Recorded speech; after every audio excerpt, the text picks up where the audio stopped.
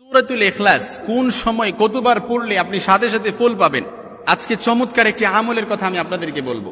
এই সূরাতুল ইখলাস পারি না এমন কেউ এখানে নাই যে বলবেন যে হুজুর সূরাতুল ইখলাস পারি না। কুল হুয়াল্লাহু আহাদ আল্লাহুস সামাদ লাম ইয়ালিদ ওয়া লাম ইউলাদ ওয়া লাম ইয়াকুল লাহু কুফুয়ান আহাদ। এই চমৎকার সূরাতে আল্লাহ তাআলা তার তাওহীদের বর্ণনা দিয়েছেন, তার পরিচয় তুলে ধরেছেন।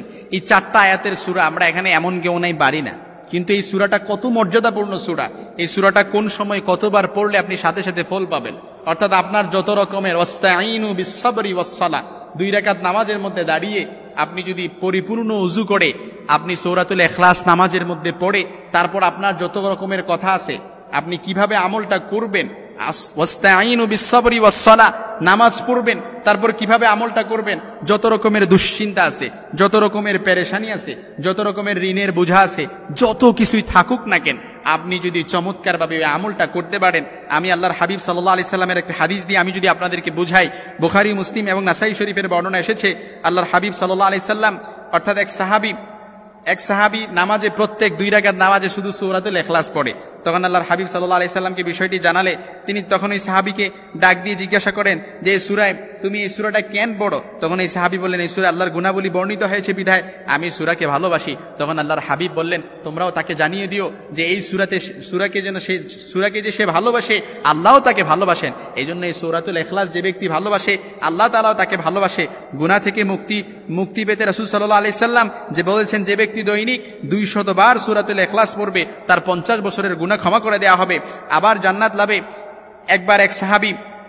লাভের জন্য একবার এক সাহাবী আল্লাহ রাসূল সাল্লাল্লাহু আলাইহি সাল্লামের কাছে এসে বললেন হে আল্লাহর রাসূল আমি সূরা ইখলাসকে ভালোবাসি। রাসূল সাল্লাল্লাহু আলাইহি সাল্লাম তখন বললেন এই ভালোবাসাই তোমাকে জান্নাতে প্রবেশ করাবে। হাদিসটি বুখারীর বর্ণনা এসেছে। এজন্য যে ব্যক্তি সূরা ইখলাসকে ভালোবাসবে এই সূরা ইখলাস তার জন্য জান্নাতে যাওয়ার জন্য যথেষ্ট হয়ে যাবে।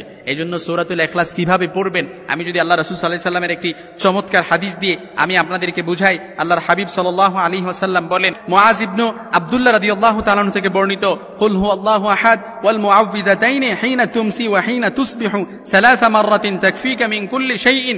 যদি সকালে ও সন্ধ্যায় 3 বার কেউ সূরা ইখলাস অর্থাৎ সূরা 3টি অর্থাৎ ইখলাস ফালাক ও নাস যে কোনো একটি সূরা পড়তে পারেন কিংবা সূরা 3টাও পড়তে পারেন, যে ব্যক্তি সকালে এবং সন্ধ্যায় 3 বার করে সূরাতুল ইখলাস কিংবা সূরাতুন নাস কিংবা সূরাতুল ফালাক পাঠ করবে তবে তোমার কাছে তোমার আর কিছুই দরকার হবে না।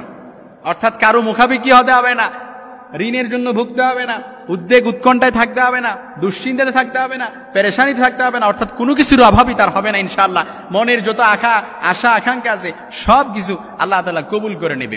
দোয়া কবুলের সময়গুলোতেও আপনারা সূরাতুল ইখলাস 3 বার করে পড়তে পারেন কিংবা আল্লাহ রাসূল সাল্লাল্লাহু আলাইহি সাল্লাম যেভাবে বলেছেন তিরমিজির বর্ণনা এসেছে কিতাবুদ দাওয়াতের 117 নম্বর বাবের 530 নম্বর হাদিস আপনারা পেয়ে যাবেন। সেখান থেকে আমি হাদিসটি কোট করেছি, আপনারা সেই আমলটিও করতে পারেন।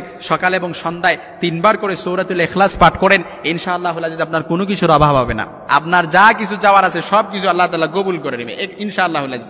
একেবারে আল্লাহ রাসূল সাল্লাল্লাহু আলাইহি সাল্লামের হাদিস মিথ্যা হতে পারে না। আপনি আমলটা করেন ইখলাস এবং ইয়াকিনের সাথে পরিপূর্ণভাবে আপনি আমলটা করেন তবে ফলাফল লাভে ব্যস্ত হয়ে যাওয়া যাবে না।